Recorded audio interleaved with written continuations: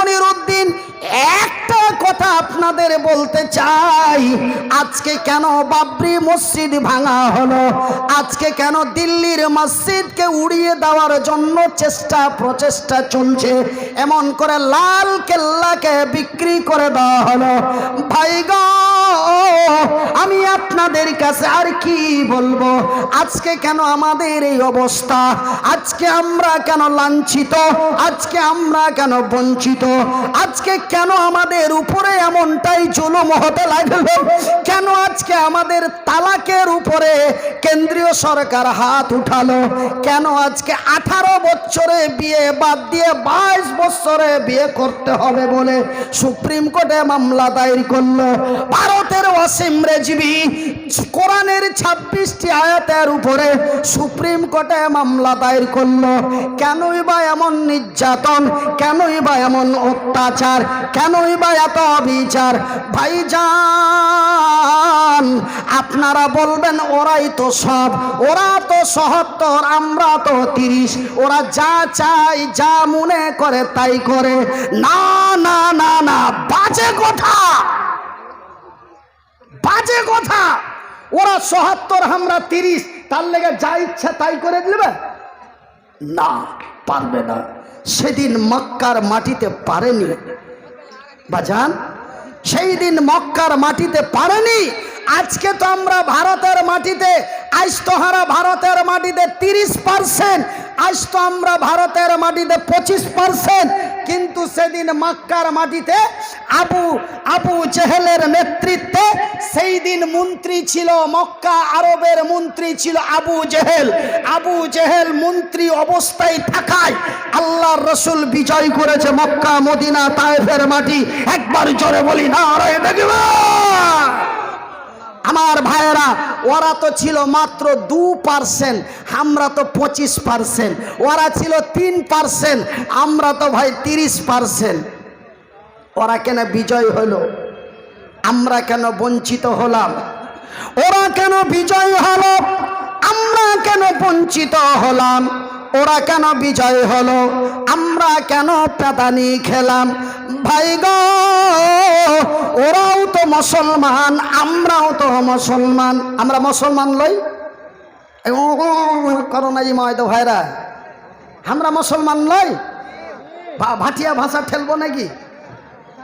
বাংলা ভাষা অসুবিধা হয়েছে, ভাটিয়া লোকাল ভাষা দিব পড়পড় করে।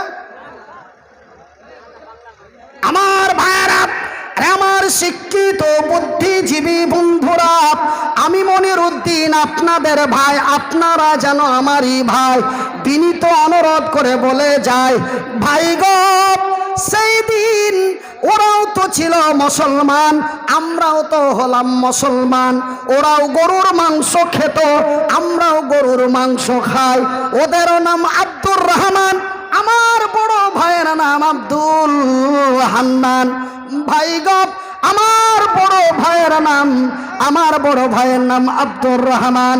ভাইজান, ওদেরও নাম আব্দুল্লাহ, আমাদেরও নাম আব্দুল্লাহ। ওরাও ছিল সংখ্যায় কম, আমরাও হলাম সংখ্যায় কম। তবে সেই দিন ওদেরও ছিল অমুসলিম মন্ত্রী, আজকে আমাদেরও আছে অমুসলিম মন্ত্রী। তবে ওরা কেন বিজয় হলো, আমরা কেন বঞ্চিত হলাম? ওরা কেন বিজয় হলো, আমরা কেন লাঞ্ছিত হলাম? ভাই, কারণটা কি জানো গো? কারণটা হলো ভাই রে, আজকে ভারতের বাবরি মসজিদ ভাঙা হলো, সেই দিন মসজিদে হারাম কাবা শরীফকে সুরক্ষা করা হলো। ভাইজান, তার কারণটা হলো ওদের ঈমানটা ছিল এখানে, আর আমাদের ঈমানটা অন্য এক জায়গায়। জায়গাটার নাম কি? ওই মক্কা মদিনার মাটিতে, ওই মক্কা মদিনার মাটিতে যেই নওজোয়ান তরুণ যুবকেরা আল্লাহ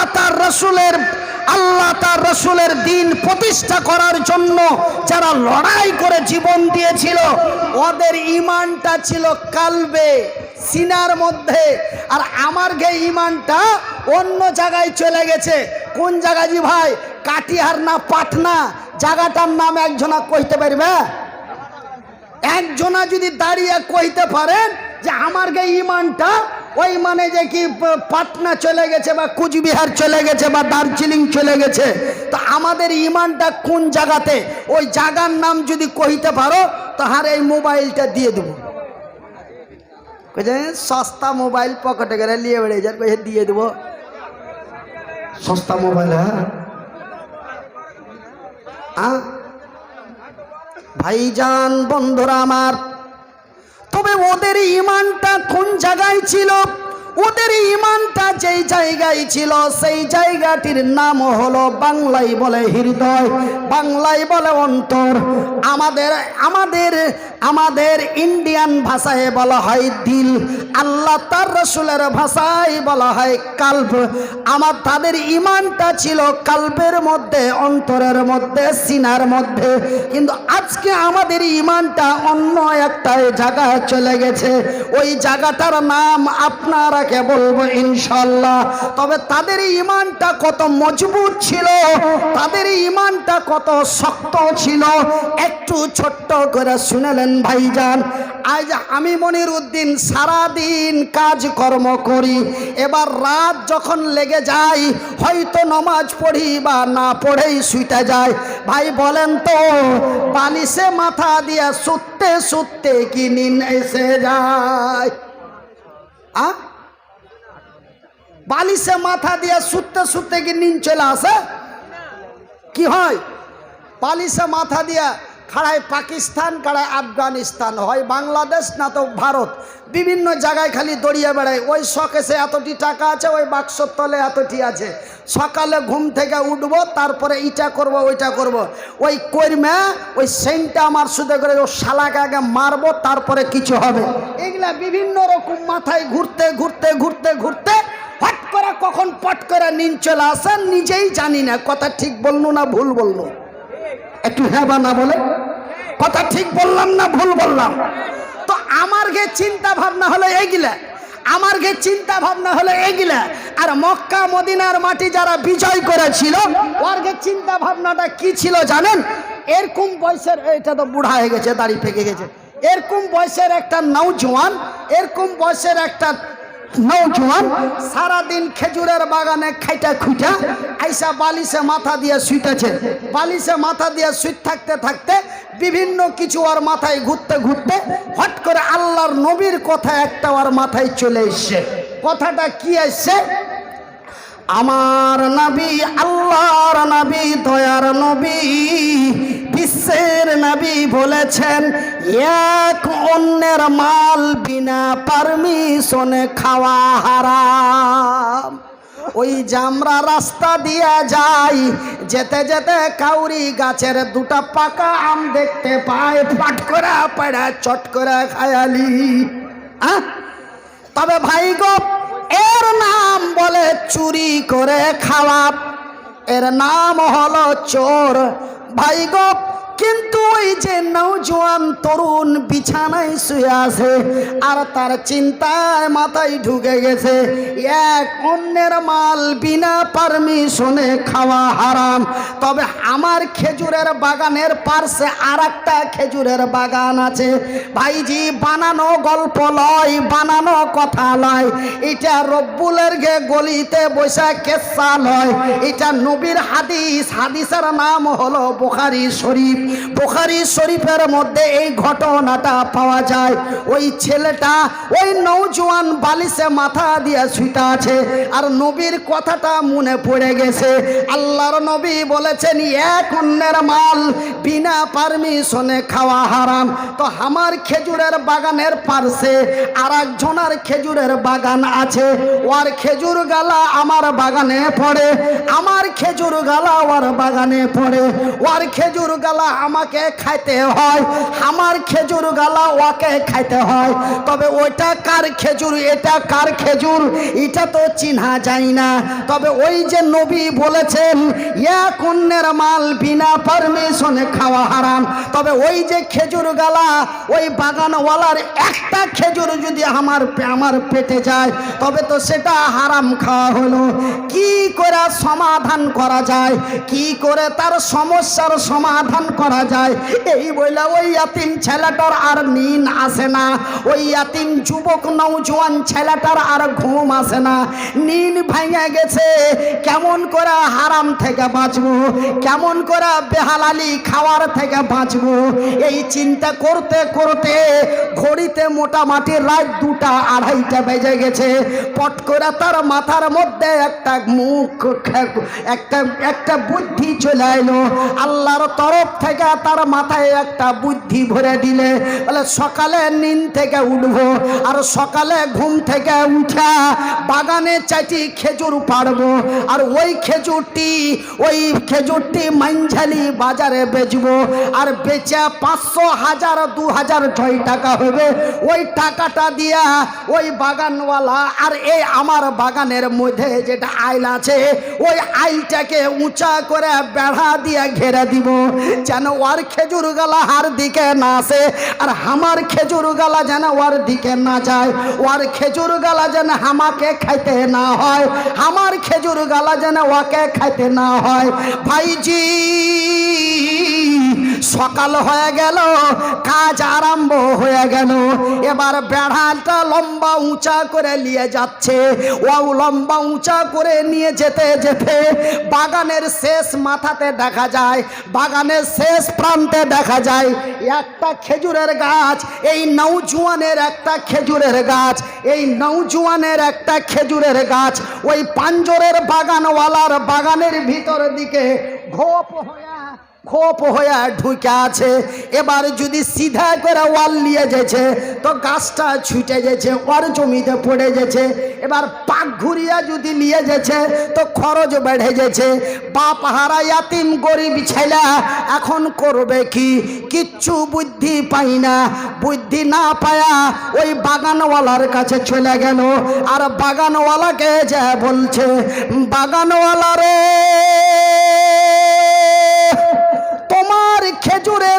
তোমার বাগানের শেষ মাথার যেই খেজুরের গাছটা আছে, ওই গাছটা যদি অল্প 200-300 টাকা লিয়া গাছটা যদি আমাকে দিয়ে দিতেক, তবে আমি আইলটা সোজা করে বেড়াটা লিয়ে চলে যেতুম। একবার লই রে, 2 বার লই গো, 3 বার ওই ইয়াতিম নওজোয়ান গরিব ছেলেটা বাগানওয়ালার কাছে বারবার দরখাস্ত করলো।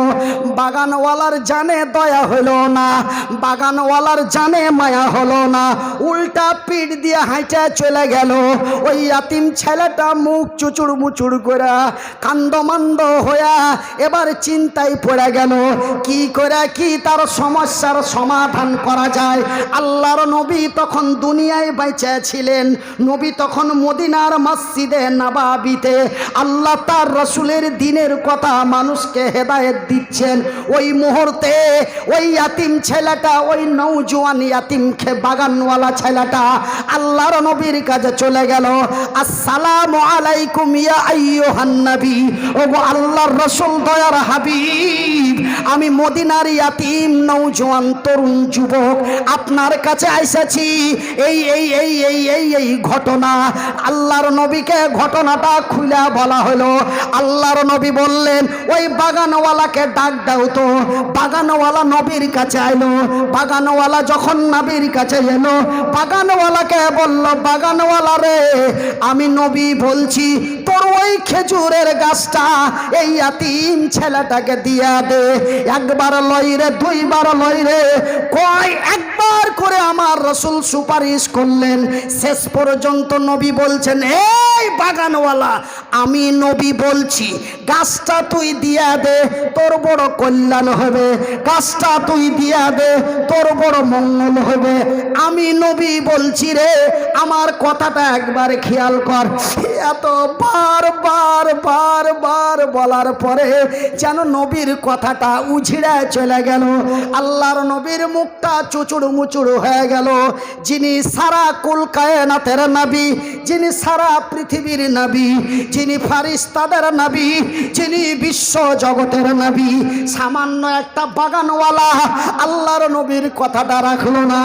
নবী বড় দুঃখে দুঃখিত হয়ে নবীর মুখটা মলিম হয়ে গেল, নবীর মুখটা চুচুড় মুচুড় হয়ে গেল। নবীর দুঃখটা কি রে, আমি পৃথিবীর নবী আর আমার কথাটা তুই রাখলি না, এটা নবীর দুঃখ লয় রে। হাদিসের মধ্যে পাওয়া যায়, নবীর হাদিসের মধ্যে পাওয়া যায়, বুখারী শরীফের মধ্যে পাওয়া যায়, আল্লাহর নবীর ওইটা দুঃখ লয়। আমি এত বড় একটা বক্তা, আমার কথা শুনে না, এটা দুঃখ লয়। আমি পৃথিবীর নবী, সামান্য বাগানওয়ালা আমার কথাটা শুনলো না, এটা নবীর দুঃখ লয়। নবীর দুঃখ হলো আমি বাবা হারা ইয়াতিম। আল্লাহর নবী ইয়াতিম না বাপালা? বাপালা ছিল না ইয়াতিম ছিল? আল্লাহর নবীর দুঃখ এটাই, আল্লাহর নবীর মনে বেদনা এটাই, আমি ইয়াতিম হইয়া আমি ইয়াতিমের উপকার করতে পারনু না। ভাইজি বন্ধুরে আমার, আল্লাহর নবীর মনটা বড় চুচুড়ু মুচুড়ু হয়ে গেল। আল্লাহর নবীর মুখের দিকে তাকিয়া এই যে মাওলানা বসে আছে, ঠিক এরকমই বয়সের 35-36 বছরের একজন নওজোয়ান তরুণ যুবক, তার নাম হলো আবু দাহাদা। ফট করে দাঁড়িয়ে বলেন, ইয়া রাসূলুল্লাহ, নবী গো, ওই খেজুরের গাছটা যদি কেউ কিনে দিতে চাহে, গাছটা কি কিনে দিতে পারে? আল্লাহর নবী উত্তরের জবাব দিয়ে বললেন, সওয়ালের জবাব দিয়ে বললেন, হ্যাঁ অবশ্যই কিনে দিতে পারে। বলছেন নবী গো, এখন সব কিন্তু এই যুবক বলছে, এতক্ষণ ওই ইয়াতিম ছেলেটা বলছিল, এখন কিন্তু এই যুবক বলছে, ওগো নবী, ওই গাছটা যদি ইয়াতিম ছেলেটাকে কিনা দেওয়া যায় তো লাভটা কি? ই কিন্তু কইছে না আমি কিনা দেবো, ও কহে না, ও খালি জানছে ব্যাপারটা, ব্যাপারটা খালি জানছে, ও কহে না যে আমি কিনে দেবো, ও খালি জানছে। বলছেন নবী গো, গাছটা যদি কিনা দেওয়া যায় তার বিনিময়টা কি, তার লাভটা কি?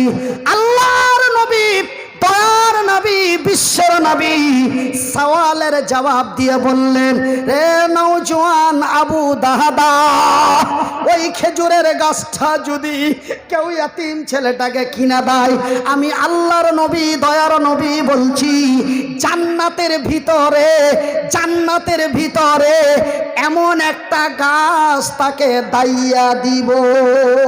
নারায়ে তাকবীর। এই তুই ঠোঁট কেনা চিপছি, তোর মা কইতে মানা করেছে তোকে? জোরে বলেন নারায়ে তাকবীর। ভাইজি ফের আরেকবার পুছ করছে, ওগো নবী, জান্নাতের ভিতরে যেই গাছটা দেওয়া হবে ওই গাছটা কেমন হবে? সেন্টার গে লেচুর গাছের নাকি মতন, নাকি মুনটার গে আমের গাছটার মতন, নাকি ঝেন্টুর গে পিঠালির গাছটার মতন, নাকি? জান্নাতে যে গাছটা দেওয়া হবে গাছটা কেমন হবে? ভোল্টুর ঘে লেচুর গাছের মতন, না সেন্টার গে ন্যাংরা আমের গাছটার মতন?